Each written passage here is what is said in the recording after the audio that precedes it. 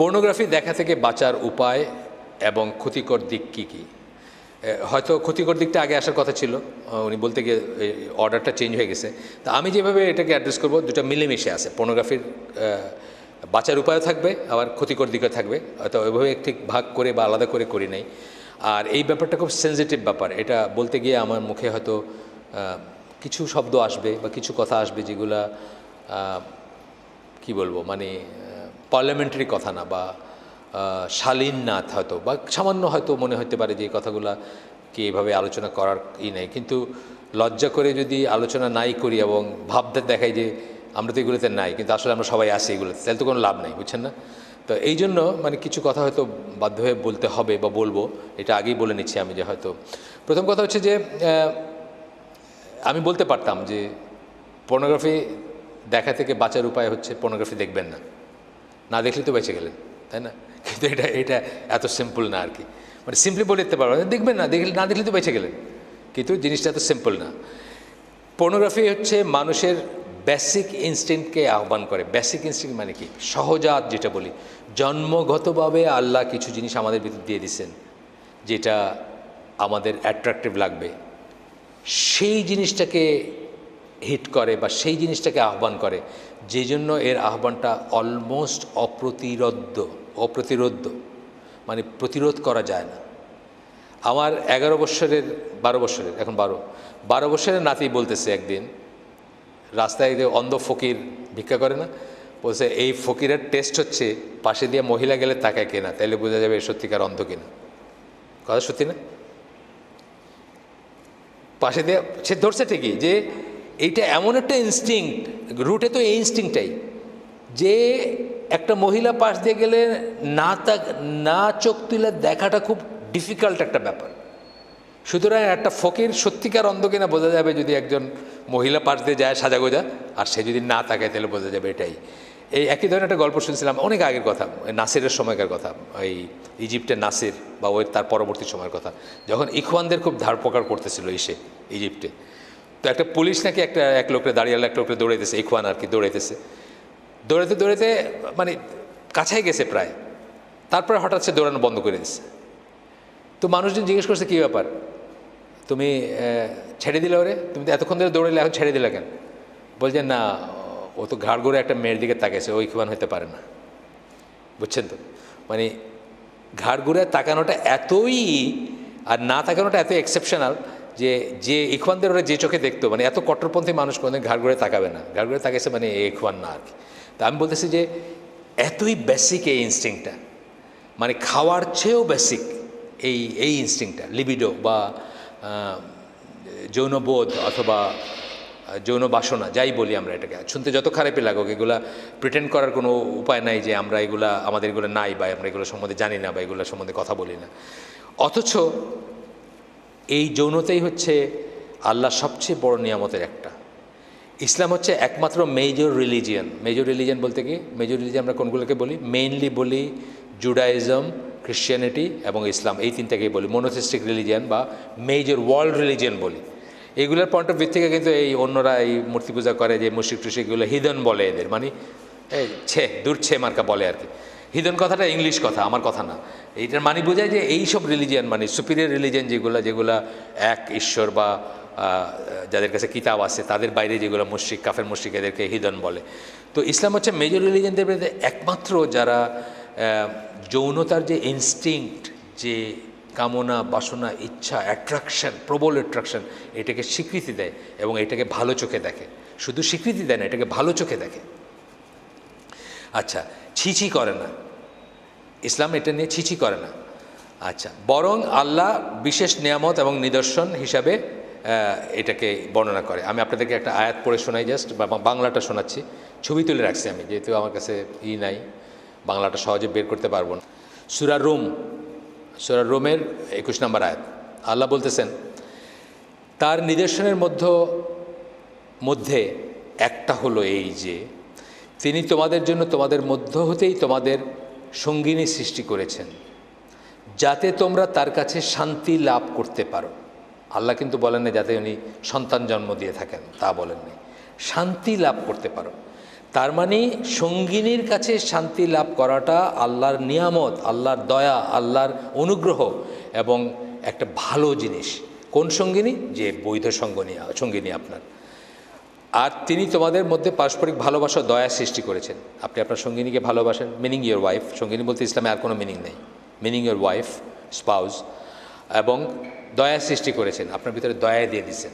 আপনি চিনেন না, ওই ধরেন জকিগঞ্জ, আপনার বাড়ি এইদিকে মৌলভীবাজার, বিয়ে করছেন, কোনোদিন দেখেন নাই, কোনো আত্মীয় না, কোনো পরিচয় নাই, তারপরে দেখবেন যে কত একটা মায়া হয় না।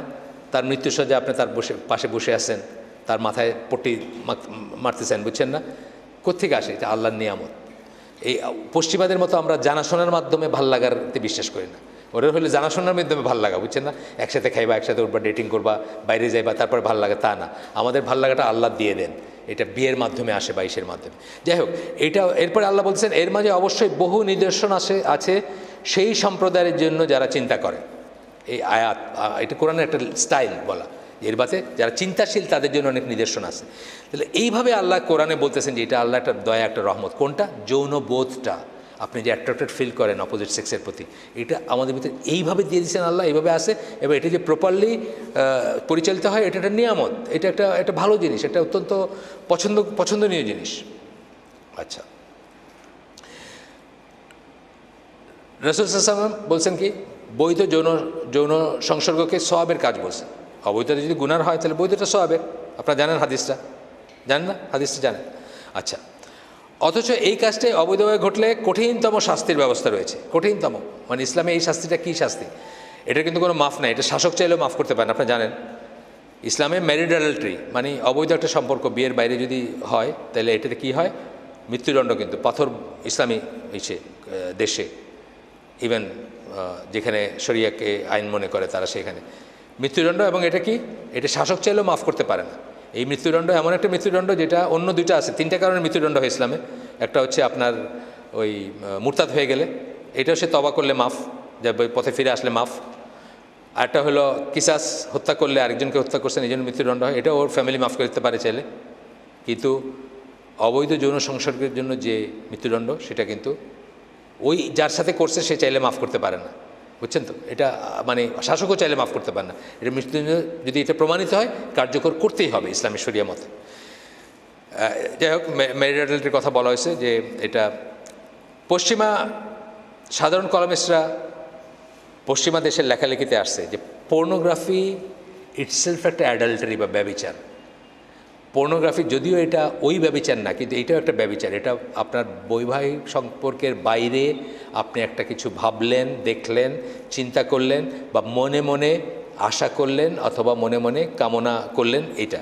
এই জন্য পশ্চিমা সেকুলাররা বলছে, পশ্চিমা পাদ্রীরা বলে নাই, সেকুলাররাই প্রশ্ন করছে আমার কাছে। আমি খুঁজলে হয়তো আর্টিকেলটা পাবো, কোনো একটা এই যে আমার কাছে ইন্ডিপেন্ডেন্টের আসে, ওইখানে বোধহয় এখানে প্রশ্ন করছে যে পর্নোগ্রাফি হচ্ছে আসলে, আপনি কি চেঞ্জ করবেন ব্যাটারি?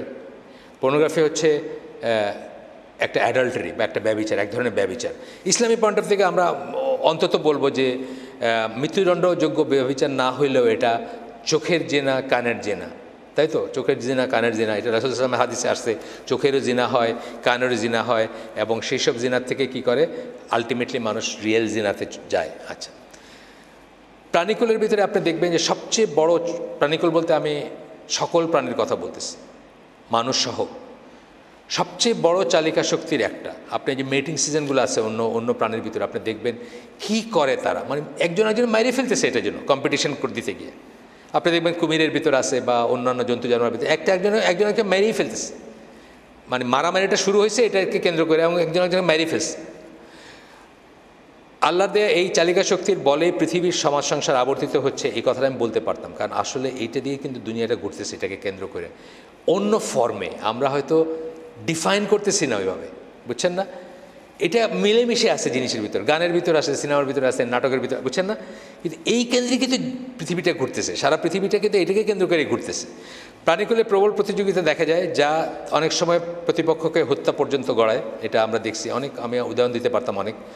সবচেয়ে প্রবল এই বেসিক ইনস্টিংক্টকে চরিতার্থ করার ব্যাপারটা প্রকৃতিতে ওপেন, কোনো রকমের রাগঢাক নেই। প্রকৃতিতে ওপেন, জোরদার মুলুকতার, যে পাল্লা যা করলা।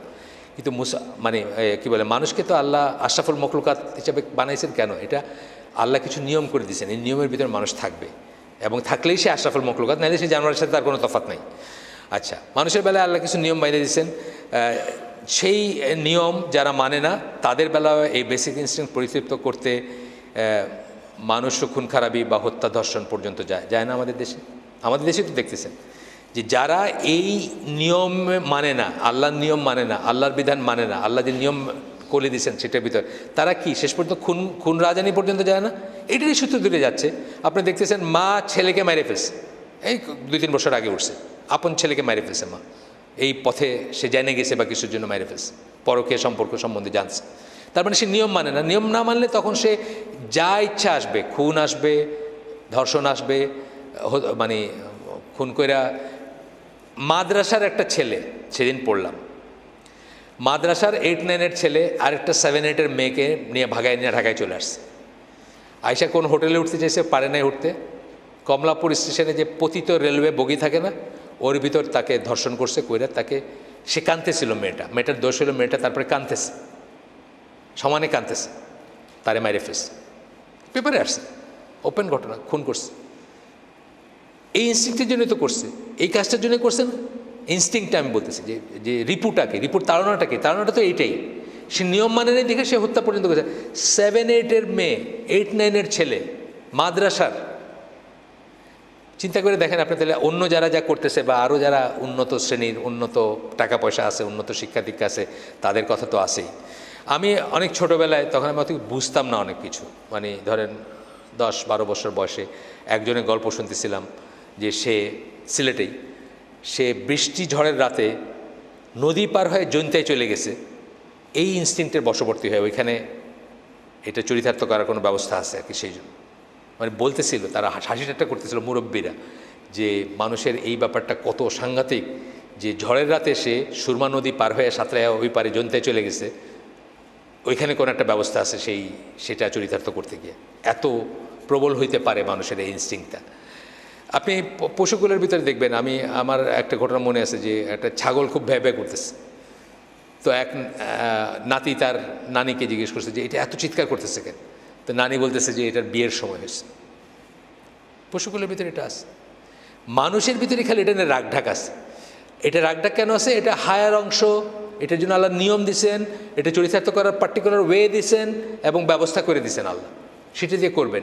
এটা ইসলাম কিন্তু এটাকে অ্যাকনোলেজ করে, স্বীকার করে। ওই যে বলো না, যেন প্রশান্তি লাভ করে, প্রশান্তি লাভ করতে চাবেন আপনি, এটা কিন্তু ইসলাম অ্যাকনোলেজ করে, কিন্তু প্রশান্তির জন্য সুনির্দিষ্ট ব্যবস্থা করে দিছে, সেই ব্যবস্থার ভিত্তিতে প্রশান্তি লাভ করতে হবে।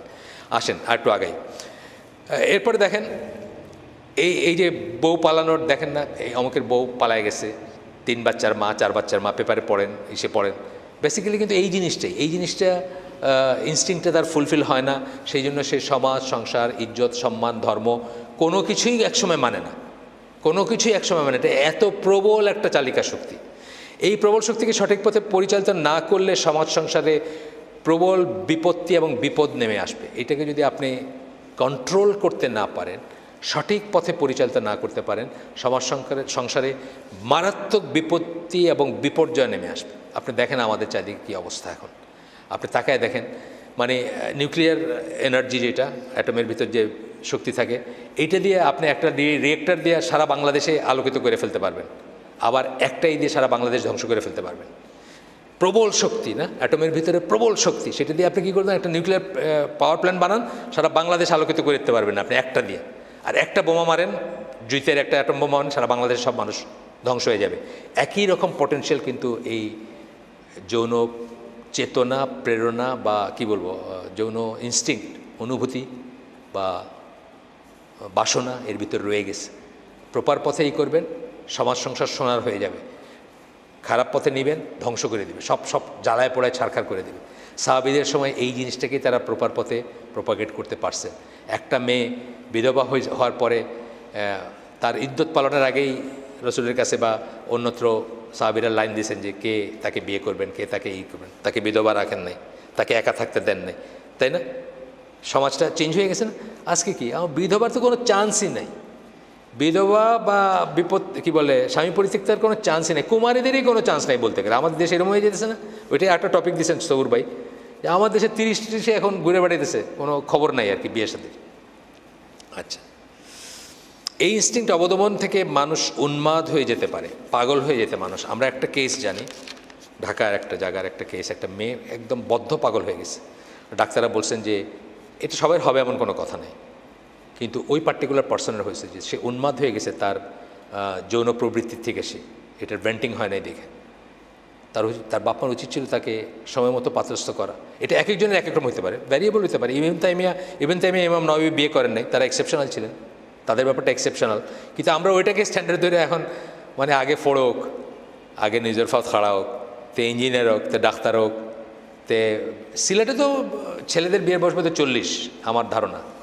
মানে আমি সিলেটি সমাজে 35 থেকে 40 অ্যাভারেজ। কারণ আমাদের এক কাজিন ছিলেন, ওনার বয়স তখনই অলমোস্ট 40, উনি ওমানে থাকতেন। উনি ওমান থেকে ক্যাসেট পাঠাইছেন, তার খুব শরীর খারাপ ছিল, তখন ক্যাসেট দিয়ে খবর আসতো, এখন তো ইমেল হয়েছে।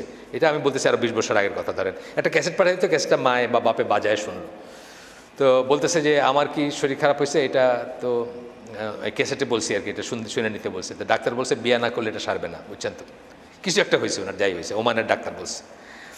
এখন ওনার তখন 13 বছর বয়স্ক একটা বোন আছে। ওনার বাবা মার এই হচ্ছে ওই 13 বছর বয়স্কা যে তার বিয়ের পরে ওনার বিয়ে দিবেন, উনি তখন অলরেডি 40। সিলেটে কিন্তু এটা খুব কমন, আপনারা জানেন না, রিয়েলাইজ করেন কিনা, সিলেটে কিন্তু বয়সটা মানে ছেলের বিয়েটা এটা কোনো কনসিডারেশনই নেই, মেয়ের বিয়েটা হলো খুব ইম্পর্টেন্ট জিনিস। তো এইটা হচ্ছে একটা বিরাট ব্যাপার। তো আপনি একজনের কথা আমি বললাম, একজনের কেস শুনছি, কেস হিস্ট্রি এটা, একজন মহিলা, উনি ওই যে কারণে আমার মাথায় ওই যে আপনার কাছে হাসি ঠাট্টা মনে হইলেও কিছু করার নেই, এটা হাসি ঠাট্টা ব্যাপার না। মানে কিছু কিছু অন্য কথা আসতেছে যেগুলো আমার মতো কেউ আপনাদের মতো কারোর সাথে আলোচনা করে না সচরাচর, কিন্তু আমি করতেছি ওই পয়েন্ট অফ ভিউ থেকে যে আল্লাহ রসুল সাল্লাল্লাহু আলাইহি ওয়াসাল্লামকে মেয়েরা স্বপ্নদোষের কথা জিজ্ঞেস করছেন, বলছেন যে এটা ইসলামের ব্যাপারে জিজ্ঞেস করতে কোনো লজ্জার কিছু নাই। একজন মেয়ের স্বপ্নদোষ হলে সে কী করবে, গোসল করবে কি করবে না, এটা নিয়ে কিন্তু ফতোয়া জিজ্ঞেস করছেন, এবং রাসূলের সামনে জিজ্ঞেস করছেন, মানে ওনার ওয়াইফ দিয়ে জিজ্ঞেস করাইছেন বা করাইছেন। কিন্তু এটাকে প্রিটেন্ড করার মানে উচিত না বা দরকার নেই, জানা আমাদের এগুলো নাই। আমাদের যে অনেকের ভাবটা এরকম আছে যে আমাদের দাড়ি টুপি আলা, আমাদের এগুলো নাই। অবশ্যই আছে, থাকবে না, আল্লাহ রসুলের ছিল, আমাদেরও আছে। এই ইনস্টিংক্ট আল্লাহ রসুলের প্রবল ছিল, আমরা অনেক গল্প জানি যে ওনার প্রবল ইনস্টিংক্ট ছিল, আমাদেরও আছে আলহামদুলিল্লাহ। এটাকে ইসলামে খুব ভালো দেখা হয় যে নপুংসক তার পিছনে নামাজ হয় না, যার এই ইনস্টিংক্ট নেই তার পিছনে নামাজ হয় না, বুঝছেন না? ইসলাম এটা একটা যোগ্যতা, এইটা যোগ্যতা, মানে আপনার এইটা থাকবে, মানে এই মানে পোটেন্ট হবেন আপনি, এটা একটা যোগ্যতা, যে ইম্পর্টেন্ট তার পেছনে নামাজ হয় না। আচ্ছা, এই প্রবল চালিকা শক্তিকে সঠিক পথে প্রবাহিত করাই হচ্ছে পর্নোগ্রাফি তথা সমাজ সংসারে খুন, রাহাজানি, অবিচার, ব্যভিচার প্রতিরোধের একমাত্র উপায়।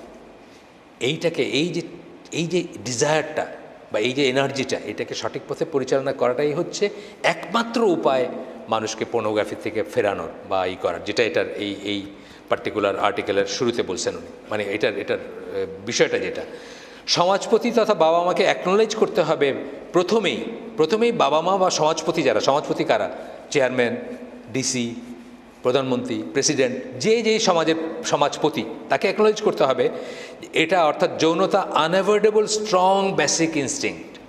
আনঅ্যাভয়েডেবল, এটা অ্যাভয়েড করার কোনো রাস্তা নাই। স্ট্রং বেসিক ইনস্টিংক্ট, বেসিক মানে মৌলিক চাহিদা মানুষের। মিসইউজ প্রতিরোধ শুরু হবে ঘর থেকে, কিন্তু এই ইনস্টিংক্টটার মিসইউজটা প্রতিরোধ শুরু হবে কোথা থেকে? ফ্যামিলির থেকে শুরু হবে। সমাজ কইরা পারবে না একা, সমাজকে একদিনে আপনি করতে শুরু করতে হবে ফ্যামিলির থেকে। করতে গিয়ে কী করবেন? আমি বলছি এটা প্রিটেন্ড করবে না যে আমার ছেলের বা আমার মেয়ের চরিত্র ফুলের মতো পবিত্র। আমাদের অনেকে বলতে শুনছি যে আমার ছেলে এরকম না, আমার মেয়ে এরকম না। এটা করে আমরা কিন্তু অনেক সময় পয়েন্টটা মিস করি। তো এখানে আমি একটা উদাহরণ দিছি যে আমাদের অনেক বছর আগে, 20 বছর আগে হয়তো, একজন তবলিগপন্থী একজন দিনী বোন ছিলেন, যিনি কলেজের টিচার ছিলেন, বিধবা ছিলেন, তার 3-4টা ছেলে মেয়ে ছিল। তো আমাদের সাথে, আমি তাকে কোনো দেখি, মানে আমার সাথে কোনো ছিল না তার, তখন মানে পরিচয় ছিল না বা কিছু না, বাট উনি আমাদের মেয়েদের হালাকায় আসতেন। তখন কথাবার্তায় আমি বলার চেষ্টা করছি যে উনি বিয়ে করেন বা বলাইতে চেষ্টা করছি। উনি প্রথম দিকে বলতেন যে ওনার কোনো প্রয়োজন নেই। তারপরে আমার একটা বই, যখন 2005 সালের বা আরও একটু পরে, বিবাহ নারীবাদ একটা বই আছে আমার, সেই বইটা বাংলাদেশি মুসলিম জীবনে বিবাহ নারীবাদ, সেই বইটা পড়ার পরে উনি ডিসাইড করেন যে উনি বিয়ে করবেন। তো উনি আমাদের মেয়েদেরকে বলছেন একবার যে মানে অনেকেই আছে যারা এটা এই জিনিসটা অ্যাকনোলেজ করে না, স্বীকার করে না, মুনাফিকের মতো ভিতরে রাখে কিন্তু খারাপ কাজ করে যায়। উনি একটা ফ্যামিলির কথা বলছেন যে একজন মহিলা তার হাজব্যান্ডকে সময় দিতে পারেন না, বা তার ফিজিক্যালি উনি ফিট না হাজব্যান্ডের সাথে থাকার জন্য, বা সোজা বাংলায় শোয়ার জন্য ফিট না। তো উনি কী করছেন, সুন্দর দেখে একটা চাকরানি রাখছেন। সেই চাকরানিটাকে উনি ওইভাবেই করছেন যে ওই হাজব্যান্ডকে রাত্রে হাজব্যান্ডের সাথে ঘুমাবে, এবং ওইটার জন্য ওকে স্পেশাল পে করতেছেন বা পে করেন। এটা তো ব্যভিচার, একদম ব্ল্যাটেন্ট ব্যভিচার। কিন্তু তবুও উনি হাজব্যান্ডকে একটা বিয়ে দিতে রাজি না, বুঝছেন না? মানুষে জানবে, লজ্জা আছে, ভাগ হবে সম্পত্তি, সামাজিকভাবে হবে, এইসবের জন্য। এই ধরনের মেন্টালিটি নিয়ে আপনি কোনোদিন পর্নোগ্রাফি রোধ করতে পারবেন না। আপনাকে হাকিকতে আসতে হবে, বাস্তবতায় আসতে হবে যে এইটা এই জিনিস, এইটার আমার মেয়ে, আমার ছেলে, যারা ফুলের মতো পবিত্র, তারাও মানুষ, তাদের এই ইনস্টিংক্ট আছে, এবং তাদের এই ইনস্টিংক্টটাকে আমি শুদ্ধ, যার যেটা এক একজনের এক একটা লেভেল থাকতে পারে, কিন্তু শুদ্ধভাবে কী করে প্রবাহিত করব সেই জন্য আমি চিন্তা করব, আমি তাকে কি করে এটাতে বাঁচায় রাখবো সেটা চিন্তা করব। আচ্ছা, ঘরে এবং বাইরে সুস্থ পরিবেশ দিতে হবে। ঘর এবং বাইরে সুস্থ পরিবেশের সূত্রপাত হচ্ছে তাকে তৌহিদের উপর প্রতিষ্ঠা করতে হবে। তৌহিদের উপর প্রতিষ্ঠা করতে পারলে সে জানবে যে আল্লাহ দেখেন, আল্লাহ শোনেন, আল্লাহর কাছে কিছু লুকানো যাবে না, বুঝছেন না? তৌহিদের প্রতিষ্ঠা বলতে আমি কী বলছি, রিয়েলি তৌহিদের প্রতিষ্ঠা করতে হবে, তা প্রতিষ্ঠিত করতে হবে। তাইলে সে জানবে যে আল্লাহ সব কিছু দেখেন এবং শোনেন, আল্লাহকে ফাঁকি দেওয়া যাবে না, আল্লাহকে লুকায় কোনো গুনাহ করা যাবে না, দরজা বন্ধ করে পায়খানার ভিতরে করা যাবে না। এবং আল্লাহর হক কি আপনার উপর, অন্যের হক কী আপনার উপর, নিজের হক কী আপনার উপর, সেটা তাকে শিক্ষা দিতে হবে। আল্লাহর হক হচ্ছে শিরক বিবর্জিতভাবে সে ইবাদত করবে। অন্যের হক মানে কি, আপনার অনাগত যে বউ, তার আপনার উপর হক আছে না? যে আপনার বউ হবে, যে আপনার হাজব্যান্ড হবে, তার উপর আপনার হক আছে না? আপনি ব্যভিচারের পর্নোগ্রাফি এবং পর্নোগ্রাফির সুবাদে ব্যভিচারে লিপ্ত হবেন, তার হক আপনি নষ্ট করতেছেন।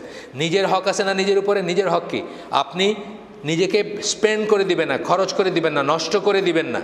আপনি জীবনে অসুখী হয়ে যাবেন, জীবনে আর কোনোদিন দাম্পত্য সম্পর্ক স্থাপন করতে পারবেন না, আপনি সেরকম কেউ হবে না। আচ্ছা, এরপরে যেটা করতে পারেন বাবা মা, পর্নোগ্রাফি আটকানোর কথায় আমরা আসতেছি। টিভি বা কোনো মিডিয়ার সাথে যুক্ত আছে কিনা, থাকলে কি দেখতেছে সেটা আমরা বিচার করব। কোন বন্ধুর সাথে মিশতেছে সেগুলোর খোঁজ নিব।